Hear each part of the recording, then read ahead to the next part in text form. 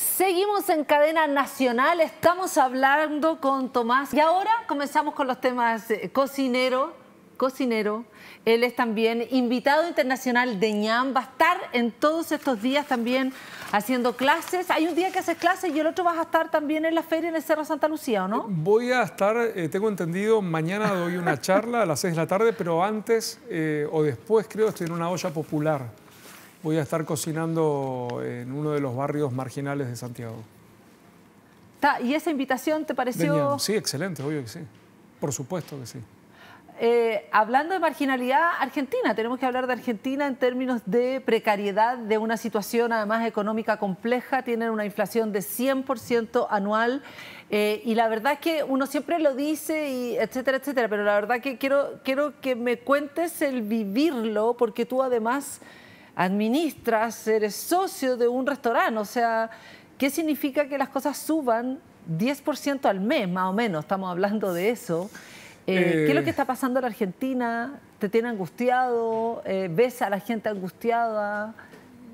Argentina, primero tengo que decir que estos son ciclos y Argentina, desde que tengo memoria, Argentina nunca estuvo en otro momento. Digo, siempre estuvimos en momentos, ciclos económicos que suben y bajan, la economía explota, el corralito de 2001 y antes la hiperinflación de Alfonsín y antes, todo el tiempo vivimos así. Realmente estamos en un momento crítico. Argentina está en un momento con índices de pobreza muy altos, con una inflación desorbitante. Puntualmente voy a hablar desde mi lugar como cocinero y gastronómico. Sí, vivimos con un alza de precios que hay que estar controlando los costos de manera diaria. Los precios en las cartas, en los menúes de los restaurantes. Yo tengo 2 restaurantes en Buenos Aires, se cambian de manera semanal o quincenal, por lo que ya estamos directamente ahora en el cambio de cartas, estamos haciendo la semana que viene, estamos eliminando el papel, no va a estar más porque de tanto cambiar los numeritos, vamos a dejarlo solo virtual para poder cambiar los precios, porque se cambian una vez por semana casi. Ahora, me hablabas que hace un año algo podía costar, estábamos hablando antes... Lo que comer, un ejemplo, sí. Pero digo, lo que antes costaba 10 pesos, un año después cuesta 20, literal. Vivir en Argentina se volvió muy costoso para el argentino. Ahora, para el turista que viaja a Buenos Aires o Argentina hoy, es un gran momento para visitar Argentina porque al estar tan devaluado, es muy tentador. El dólar, en el fondo, o sea, en general la gastronomía argentina está viviendo de los extranjeros, ¿tú dirías? ¿Más que de los argentinos? Mira, hablar de gastronomía argentina sería injusto. Yo tengo que hablar de Buenos Aires, sí, porque es de donde soy y Argentina es un país muy grande. Y Buenos Aires tiene, sí, una cantidad de turismo enorme. Siempre lo tuvo, pero principalmente en este momento, al estar tan devaluada, se hace muy tentadora para brasileros, chilenos, americanos, europeos que vienen a visitarnos. Y Michigan es un restaurante que, al tener el posicionamiento que tiene en el mundo, claramente tenemos un gran porcentaje de nuestra clientela turista. Afuera. Pero sí estamos en un momento muy crítico, sin lugar a dudas. El mío es un lugar de privilegio, pero hay un porcentaje gigantesco de la población que no tiene para comer. En Argentina hay mucha pobreza, gente que no tiene para comer nada en todo el día. Las calles de Buenos Aires cada vez se ven más gente pidiendo dinero por la calle. Eso es una realidad que no se puede ningunear, es imposible no verlo. Y ese es el resultado de malas políticas en general, que vuelvo a decir, tampoco es mi lugar, yo no soy ni economista, ni político. Me da lo mismo, tú eres una persona que vive ahí, que da trabajo y que en el fondo entiende la Argentina desde el lugar donde está, y no me interesa si no estás haciendo una carrera política. No, para nada, pero digo, sí, sí, hay una realidad y esto ya no tiene ni que ver con banderas políticas, ni un lado ni el otro, ninguno de los 2 lados de la grieta argentina, nadie pudo resolver este tema. Eso es una realidad. y estamos hace muchísimo tiempo con esta crisis económica, política, social, que creo ya abarca muchas áreas, porque si la economía va mal, la salud va mal, la educación va mal, el país está en una crisis. ¿Y qué te pasa a ti ahí con el tema de la... Tú trabajas con comida, con alimentar a otros. Tú me dices que hay gente que no tiene para comer. Igual es como un tema fuerte en ese sentido, ¿no? Muy fuerte. Bueno, mira, desde que abrimos Michigan hace casi 10 años, que nosotros de manera diaria tomamos la decisión de toda la gente que pasa por la puerta de Michigan, toda la gente que vive en la calle, en la zona de nuestro restaurante, nosotros les damos de comer todos los días. De hecho, de nuestra producción diaria de comida para el equipo, para el personal, destinamos un 30% más para distribuirlo en toda la gente que viene a pedir comida al restaurante. Y los ordenamos, de hecho, ya saben que durante las mañanas pueden pasar, se llevan su vianda con sus leches, su cartón de leche, su comida. Nos organizamos para darles ropa también y demás, pero soy un cocinero que cocina en su restaurante. No encuentro en mí hoy la solución a ese tema. Yo creo que la solución no tiene que estar en alguien como yo, tiene que estar en un cambio cultural, creo, general. Como te decía antes, la gente que gobierna un país es parte del pueblo. O sea, el presidente que está sentado en la oficina liderando la economía, la política, el día a día de un país, es uno de nosotros. Ahora, también ahí volviendo al tema de la comida, ¿no? Del alimento, ¿qué contrasentido que mientras más alimentos hay en el mundo, a la vez también hay hambre o a la vez hay una mala alimentación, obesidad, digamos. Entonces es como curioso, ¿no? Como hemos ido avanzando, hacia dónde va, porque tú también has hecho algunos programas para Disney para niños con respecto a la alimentación. Sí. Y uno cada vez ve más grasas, azúcar, Sí. O sea, por un lado una sobrealimentación y por otro lado ni siquiera comida también. Bueno, es un tema que me interesa muchísimo y en el cual me he metido mucho, principalmente porque soy padre de 3 hijos y uno de los temas que más me apasionan tiene que ver con la industrialización y cómo el desarrollo de estas grandes industrias alimenticias han llevado a la sociedad a creer que comer y alimentarse es a través de este tipo de productos y alimentos que tienen una cantidad de grasas saturadas y azúcares y procesos dentro de toda su elaboración que cada vez alejan más el producto original a lo que vos terminás comiendo. Sí. Y claro, cada vez es más caro alimentarse bien. ¿Por qué? Porque parece loquísimo lo que te voy a decir, pero comprarse una ensalada fresca, orgánica, sin agrotóxicos, sin ningún tipo No, olvídate eso. Es mucho más costoso, mucho más caro que comprarte un paquete, una hamburguesa hecha y lista para comértela. Entonces, hay una dicotomía ahí muy loca porque la gente más pobre entonces termina, vos los ves gordos y decís, no, ese muchacho come todos los días. No, pero come muy mal ese muchacho. Y es muy probable que ese chico cuando crezca, a los 30 y pico de años, 40, le agarre un infarto y se muera. Por el nivel de colesterol, por su mala alimentación, por un montón de cuestiones que hace, que desde muy pequeño está comiendo de manera muy mal. Ahora, claro, ya es importante, me parece, es hora de que empecemos a democratizar la alimentación.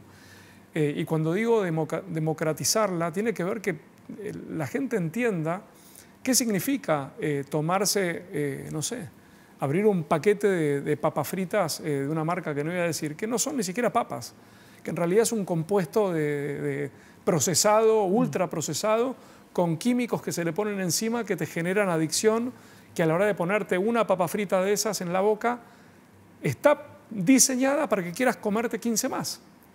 Entonces, claro, estás aumentando de peso, aumentás las grasas y seguís consumiendo, es adictivo.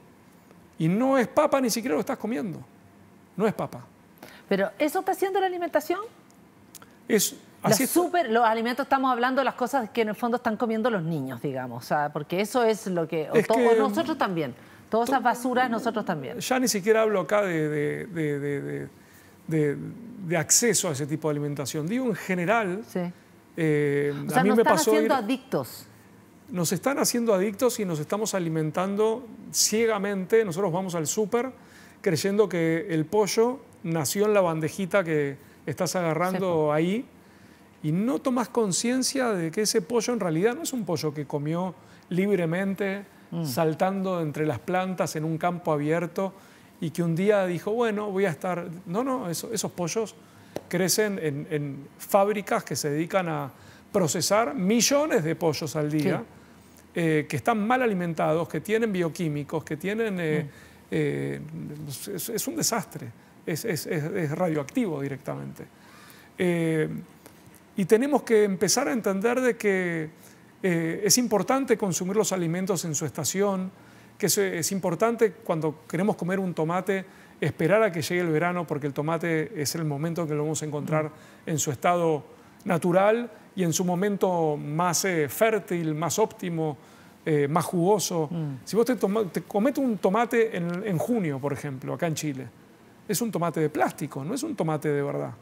Porque para que exista ese tomate necesita calor, necesita humedad, necesita que sea primavera-verano.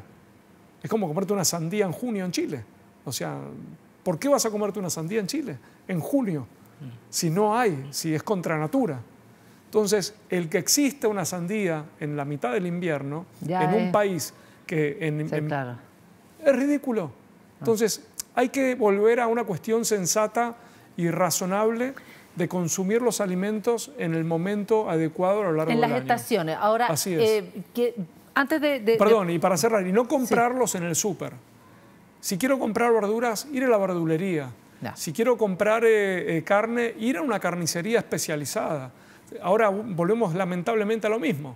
Esos lugares son más caros que ir al súper, porque el súper compra en un volumen, en grandes toneladas de producto y consigue precios mucho más económicos porque se los compra a una fábrica de alimentos que al pequeño productor chiquitito que cosecha. ¿Tú crees que, va a cerrar esto, ¿tú crees que hay que de alguna manera tratar de regular a estas mega superempresas alimenticias con respecto a más transparencia, saber qué es lo que estamos comiendo, etcétera, etcétera? ¿O tú ves que eso es imposible? Yo creo que más que regular tenemos que concientizar, y este es el rol más importante que tenemos los cocineros, que tenemos la capacidad de hablarle a la gente, y es empezar a entender de que hay que cambiar cómo nos alimentamos, de arriba hacia abajo. Comenzar entre nosotros a entender de que nuevamente comprar las cosas en el momento y el lugar adecuado y asegurarnos que estén libres de agrotóxicos o cualquier otra cosa que se le agregue, como para cualquier cosa que sea plástica, que no sea orgánica, que no sea natural. ¿Tenemos que dejar de comer carne, por ejemplo? ¿Carne roja? Yo creo que no. Está bien la pregunta porque hay toda una cuestión de los últimos años. Hasta se llegó a hablar de que el calentamiento global ya está demostrado que no incide. Pero sí es importante comer carnes que estén criadas de manera nuevamente natural. Yo no quiero... Es muy caro, lo sé. Pero si empezamos a generar el cambio, en Argentina hay un gran cambio respecto a eso. Y hay muy buenos productores de carnes de vacas que fueron criadas a libre pastoreo. Y hay una diferencia muy grande en el sabor, en el producto, en la calidad, en un montón de cosas. Sí, en el fondo no es no comer carne, es cómo se produce el alimento. Así es. Hay en el fondo como de alguna manera todo un sistema que tiene que ver con la alimentación regenerativa, o sea, hay una forma de comer carne de mejor manera que la que estamos consumiendo. Pero no quiero que te vayas sin que antes hablemos de algunos platos. Por favor. De algunos los platos clásicos de Michigan. De Michigan, para no decirlo mal. Ya, yo sé que el pastrami es como uno, ¿no? Mira, el pastrami fue el plato que nos hizo más, lo llamamos pastrón en Argentina. Pastrón, perdón, ya. El plato más famoso de todos, pero quiero dejarte algo, me parece que a nivel conceptual ese es nuestro pastrón. Ya. Es un costillarlo, es una recreación de un plato típico que nace en la cocina judía de New York. Fueron los inmigrantes judíos de Lituania que llevaron una receta muy famosa, que era el basturma turco. Claro, y este es un gran ejemplo para entender cuando digo que la cocina judía es el mapa culinario más amplio del mundo. Es muy potente porque, claro, seguramente un italiano escucha eso y se infarta. Dice, ¿cómo? El más importante o el más grande del mundo. Porque a diferencia de las grandes cocinas del mundo que hablan de lo que ocurre en su territorio, acá no estamos hablando de un territorio, estamos hablando de la historia de un pueblo que fue migrando a lo largo y ancho del mundo desde el principio de los tiempos. Ahí está nuestra receta del pastrami. Nuestra receta, no hay receta. Así es como lo hacemos. Eso no es verdad. Ya, hay otra, la receta es, o sea, el pastrami es una carne que de alguna manera se cura. Exactamente. Se cura durante muchos días, en especies. Con mucha sal. Exacto. Antiguamente eso se curaba con sal y se dejaba la intemperie secándose durante mucho tiempo. Y con la aparición de la refrigeración, hacia el finales de 1800, hubo un carnicero muy famoso judío en New York que se llamaba Volk, que aplicó la técnica de curado en líquido con nitrito de sodio, con sal, y eso produce que la sal, la carne largue todos sus jugos, sus aguas, y se vaya curando para darle ese color rojo que queda. Y eso tiene un proceso ahumado y de cocción a muy baja temperatura. No nos queda mucho tiempo, pero hay otros platos también. Los vareniques de papa, el gefilte fish, el hummus que hacemos es increíble. No sé, hay mil platos que hacemos. Pero entonces, ¿estos no son con las recetas de tu abuela? Empecé con las recetas de mi abuela y luego de abrir esa puerta y decir cómo nunca hice esto. Esto es lo que decía antes.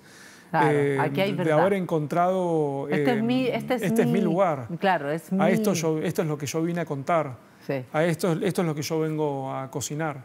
Y comencé a profundizar y a investigar cada vez más. Y claro, se abrió un mundo gigantesco de recetas, historias y costumbres que vienen con mi pueblo, con el pueblo judío. Ahora, hay otro que dice malawi, dice uno de mis postres favoritos. ¿Cuál es? El malawi es un postre... Malawi, yo digo todo pésimo. No, también malawi. Es que es un postre que viene del idioma también árabe. En la antigua Jerusalén, hace mucho tiempo atrás, cuando un hombre quería cortejar a una mujer, le regalaba un vasito de malawi, que era una leche que se espesaba con la raíz de las orquídeas, y se aromatizaba con agua de azahar, con agua de rosas. ¿Ya? Y eso con el tiempo evolucionó a un postre que en la actualidad es muy común en Israel, que es una leche cuajada que se condimenta con agua de azahar, pero tiene muchos toppings y va cambiando. Y en Michigan hacemos nuestra versión muy rica, deliciosa, es un gran postre. ¿Qué otra de las cosas también hay una masa de fermentación natural? ¿Cuál es eso? Y harina orgánica, carne de novillo, ¿qué es lo que? Porque es que tiene una cantidad de hierbas, de cosas hacemos un lahmachin, que es un plato típico también de la cocina de Medio Oriente, que es una masa, nosotros la hacemos con harinas orgánicas, biodinámicas, ¿ya?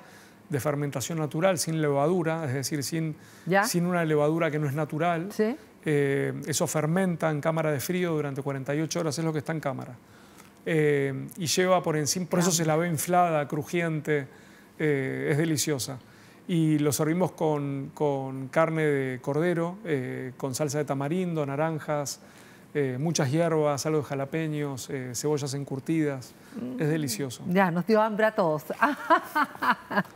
Tomás, quiero darte las gracias por esta visita, por esta conversación. Un placer. Hemos transitado por muchos temas. Muchas gracias. Gracias a vos. Vas a estar entonces en ñam, vas a estar haciendo clases, vas a estar haciendo una clase mañana. Doy una charla mañana a las 6 de la tarde. Mañana jueves. Sí. Mañana jueves, 6 de la tarde. En el Gabriela. En el GAM. Sí. Eso. ¿De qué trata tu charla, tu conversación? Voy a hablar acerca de la historia de la cocina judía en el mundo, para desasnar un poco sobre el tema. Miércoles, perdón, estoy totalmente perdida. Y tú te defines como cocina migrante, ¿no? Así es, porque los judíos hemos sido migrantes a lo largo de la Y en un momento historia. donde la migración está siendo tema. Sí. ¿Qué te pasa con ese tema? ¿Qué momento? A mí me parece que la migración es algo fundamental. Me parece que enriquece a los pueblos, a las culturas, nos hace más ricos a todos. Me parece que es una genialidad del momento. Tomás Calica, cocinero, además muchas gracias por estar con nosotros en Cadena Nacional. Gracias por invitarme. Y ya lo saben, ñam va a estar además también el fin de semana en el Cerro Santa Lucía. Son muchos días en los cuales puedes disfrutar muchas cosas. Hay comida y cocina para niños, para niñas, hay para adultos, hay de todo. Hay puestos para comer, hay para mirar, para aprender también, hay clases de cocina, en fin. La cocina también nos conecta con algo, yo creo que no es lo gourmet, no es la gastronomía, la cocina tiene que ver con nuestra identidad. La cocina tiene que ver con el amor, sí, creo, y nos conecta con eso, con algo muy profundo, de dar y recibir. Y es un vehículo muy potente. Muchas gracias. Gracias. Que así sea entonces. Esto fue Cadena Nacional. Gracias, estás en Vía X. Chao.